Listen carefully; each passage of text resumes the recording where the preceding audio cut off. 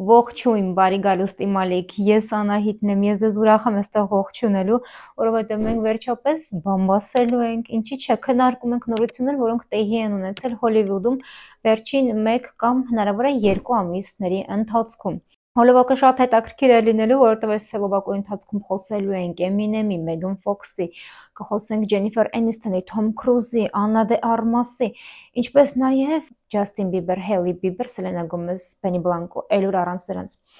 Հարմար տեղավորվում ենք, լայքում ենք իմ հոլովակը, եթե ձեզ դուր չի գա հոլովակը վերջում կարեք այդ լայքը հանեք, բայց չենք մոռանում մեկնաբանություն գրել եւ քննարկել նորությունները ու գնում ենք առաջ։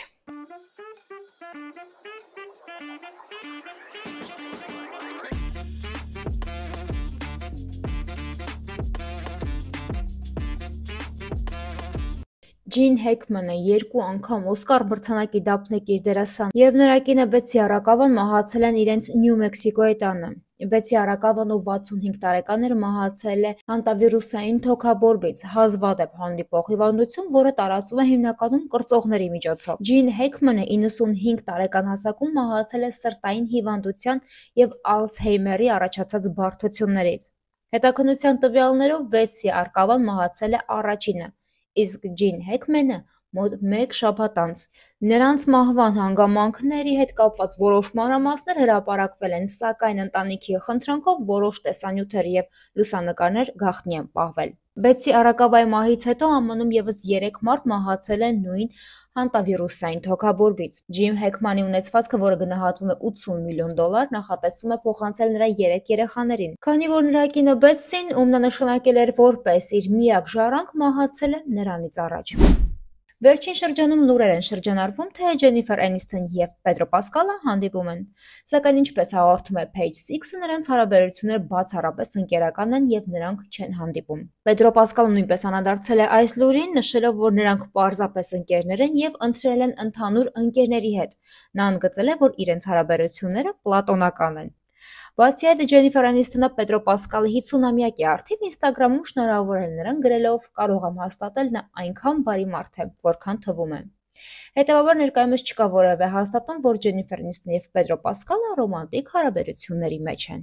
Վերջին շրջանում մամուլում նաև տարածվել են լուրեր, թե դերասան Թոմ Քրուզը եւ Աննա դե Արմասը հանդիպում են։ Հիշեցնեմ, որ Աննա դե Արմասը մարմնավորել է Մերլին Մոնրոյին չստացված ֆիլմում։ Ըստ People ամսագրի, նրանք պարզապես աշխատում են համատեղ նախագծի վրա եւ ռոմանտիկ հարաբերություններ չունեն։ Նրանք միասին նկատվել են Լոնդոնում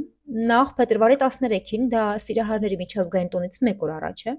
Նրանք ընտրել են միասին, ապա մարտի 14-ին Լոնդոնի հելիպորտում ռեժիսոր Դագ Լայմանի հետ։ Այս հանդիպումները կապված են իրենց համատեղ նախագծի քննարկումների հետ։ Չնայած որոշ աղբյուրներ ենթադրում են, որ Քրուզը փորձում է տպավորություն գործել դե Արմասի վրա, սակայն պաշտոնական հաստատում չկա նրանց մեջ ռոմանտիկ հարաբերությունների մասին։ Ներկայումս նրանք կենտրոնացած են իրենց մասնագիտական համագործակցության վրա։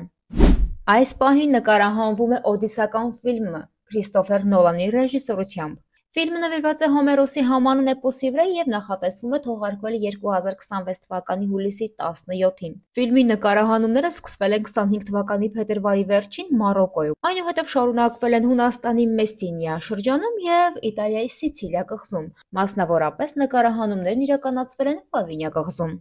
Ես անհամբերությամբ սպասում, թե երբ հագալու 26 թվականը, որպեսզի ես ֆիլմը դիտեմ, դուք մենակ իմանաք դերասանական կազմը։ Ուրեմն Մեթ Դեյմոն, լավ է թե չենք սիրում Մեթ Դեյմոնին մի կողմ, Թոմ Հոլանդ, Սպայդերմենը մեր, Զենդայան, Սպայդերմենի ընկերուհին, Էն Հեթվեյը, ես շատ եմ սիրում Էն Հեթվեյին, լինելու է Շարլիզ Տերոնը, մեկ է լինելու է Ռոբերտ Պատինսոնը, այն սումրկիների դերասանը, ես սումրկի չեմ սիրում, բայց դա ամեն դեպքում լինելու է շատ շքեղ դերասանական կազմով եմ սպասում, անհամբերությամբ սպասում, իսկ Քրիստոֆեր Նոլանը իրան նման ռեժիսոր հիմա այս դարում շատ դժվար է գտնել, մի հատ իր ֆիլմերը, իր ամենասիրելի ֆիլմը Քրիստոֆեր Նոլանի ռեժիսորությամբ դա Օպենհեյմերն է եւ Ինտերստելլարը։ Էմինեմը պաշտոնապես դարձել է ապիկ։ Շնորհավորում ենք բոլորին եւ հասկանում, որ մենք ծերացել ենք, քանի որ Էմինեմը դարձել է պապիկ։ Այսօր մենք դառնանք տատիկ։ Էյլին այս ուրախ լուրը հայտարարել է ապրիլի 4-ին Ինստագրամում հրապարակելով լուսանկարներ նորածնից, նշելով, որ նա արդեն 3 շաբաթական է։ Էմինեմը նախկինում իր երգի տեսահոլովակներից մեկում ներկայացրել է այն պահը, թե ինչպես է Հելին իրեն հայտնում հղիության մասին, նվիրելով պապիկ գրությամբ մարզաշապիկ եւ ուլտրաձայնային հետազոտության լուսանկար։ Այսպիսով Էմինեմը նոր փուլ է մտնում իր կյանքում դառնալով պապիկ։ Մեգան Ֆոքսը եւ Մաշին Գան Քելին մարտի 27-ին ունեցել են իրենց առաջնեկ դստերը։ Չնայած նրանք դադարեցրել են իրենց նշանադրությունը 24 թվականի դեկտեմբերին, զույգը միասին է խնամում իրենց նորածին դստերը։ Մաշին Գան Քելին իր Instagram էջում կիսվել է նորածնի ձեռքը բռնած տեսանյութով գրելով. «Վերջապես այստեղ է, մեր փոքրիկ երկնային սերմը»։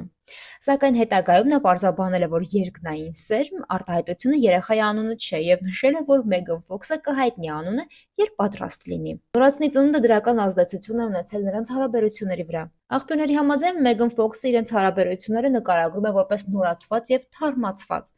իսկ Մաշին Գան Քելին դարձել է ավելի հոգեհարազատ եւ աջակցող։ Չնայած նրանք պաշտոնապես չեն վերամիավորվել, նրանք կենտրոնացել են իրենց դստեր խնամքի վրա։ Այս դուստրը Մեգան Ֆոքսի 4-րդ երեխան է։ Նա ունի 3 որդի իր նախկին ամուսնուց՝ Բրայան Օստին Գրինից։ Մաշին Գան Քելին ունի նույնպես երեխա 15-ամյա դուստր՝ Քեյսին։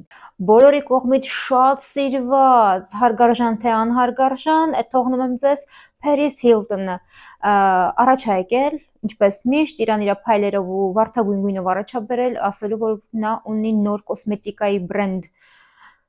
Այնքան բրենդներ ունի այս աղջիկը, այնքան օծանելիքների շարքեր ունի, բոլորը հաջողված են ի դեպ։ Փերիս Հիլտոնը կարողանում է մարդկանց վրա բան ծախի։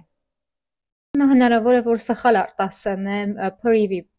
բրենդի անունը, բայց Google-ը ինձ էսպես է բերում։ Privy. Հիլտոնը նշել է, որ Privy-ն արտացոլում է իր ճանապարհը, փիլիսոփայությունը եւ ժամանակակից խորհրդանշանական գեղեցկության տեսլականը։ Նա ընդգծել է, որ բրենդը ոչ միայն խնամքի միջոցների հավաքածու է, այլև նպատակ ունի խթանել վստահությունը, ուժ եւ պայծառություն յուրաքանչյուր տարիքում։ Այս խոստումները տալիս է յուրաքանչյուր աստղ, ով բացում է իր կոսմետիկայի բրենդը։ Սա նորություն չէ, կլասիկայի ժանրից է։ Նախկինում 18 թվականին Հիլտոնը ներկայացրել էր իր Pro DNA անվամբ խնամքի միջոցների գիծը, որը ներառում էր մաշկի խնամքի տարբեր ապրանքներ։ Рэփեր Քանյե Ուեսթը իր նոր WW3 ալբոմի շապիկով սկանդալ է առաջացրել։ Շապիկը պատկերում է երկու անձանց, որոնք կրում են Ku Klux Klan-ի ոճով հագուստ, կարմիր եւ սպիտակ գույներով, կանգնած խոտի դեզերի առջև։ Ալբոմի երգերի վերնագիրը նույնպես հակասական են, ներառյալ Hi Hitler եւ Hitler, Yeah and Jesus, այսինքն Հիտլերը, Քանյեն եւ Հիսուսը։ Բացի այդ, WW3 ալբոմում ընդգրկված է Բիանկա երգը, որում Ուեսթը անդրադառնում է իր կնոջ Բիանկա Ցենսորի հետ հարաբերությունների լարվածությանը։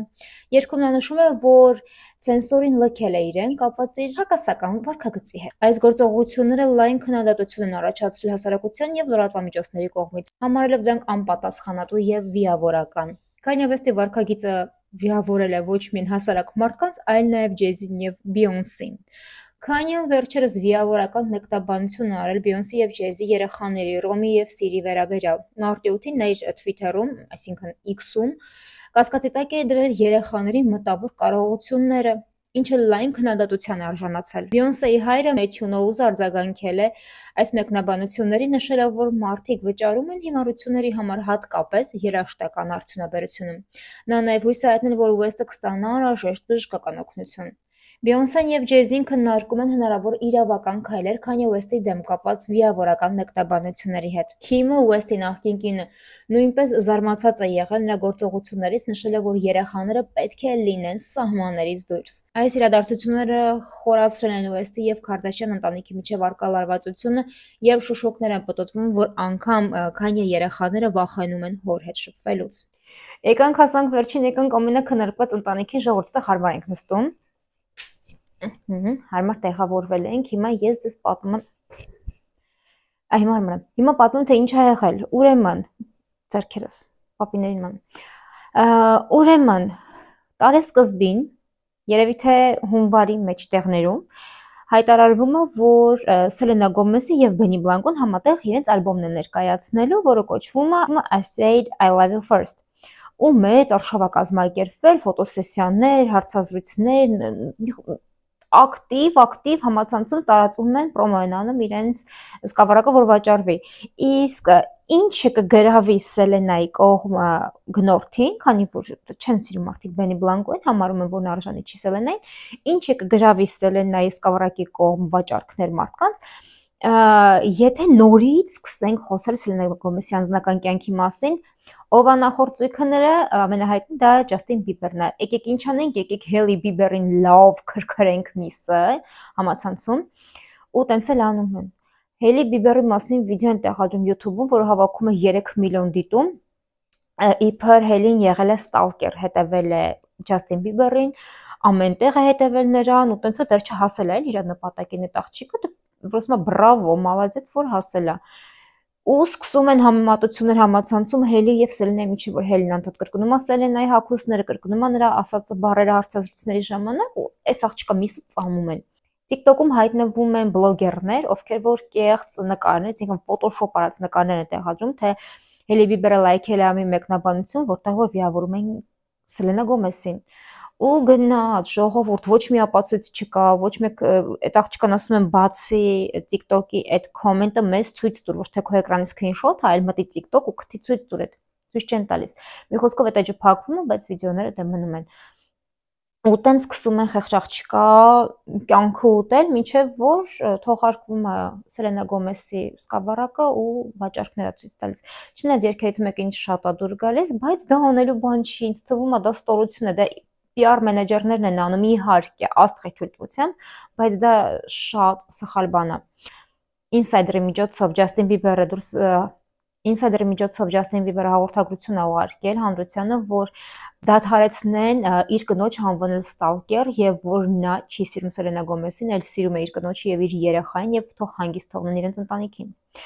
Բայց այստեղ Ջաստինին էլ է պետք է պնել, տղա ջան, եթե ուզում ես որ հանրությունը հանգիստ թողնի քեզ, ուրեմն դու էլ հանգիստ թող հանրությանը։ Ինչի։ Վերջին 1.5 ամսվա ընթացքում, մարտ, փետրվար վերջերից համացանցում տարածվում են վիդեոներ, նկարներ, որտեղ որ Ջաստին Բիբերը իրեն շատ ոչ adekvat է պահում հանրության առջև, ինչ-որ միջոցառումների ժամանակ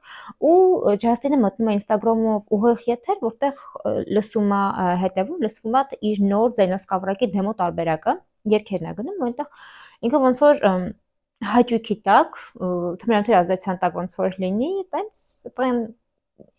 վատ է իրան պահում, մի խոսքով ժողովուրդն էս տպավորություն, որ ինքը իրոք ծխած է։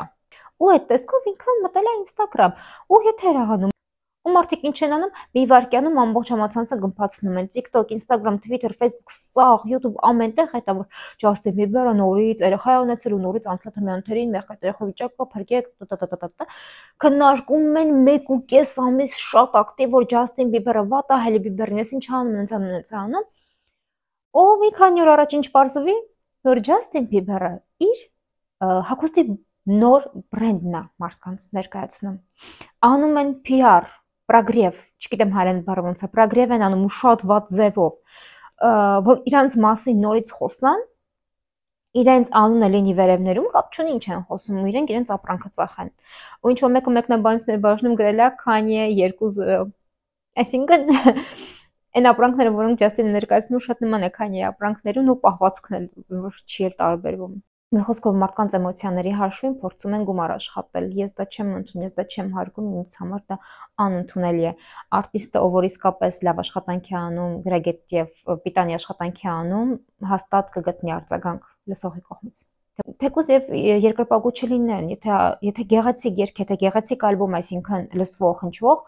բոլորն դա կլսեն ու կգնեն, ինչի է խառնվել իրար։ Դե ինչ ժողովուրդ ուրախ եմ, որ ինձ հետ մինչև վերջ մնացիք, չեք մոռանում բաժանորդագրվելի Մալիքին գրել մեկնաբանություններ, եկեք ակտիվ ամեն ինչ քննարկենք, սա մեր ձեռն է, էլի քննարկելը, հո իրանք չեն մտնում կարդում։ Եկեք քննարկենք։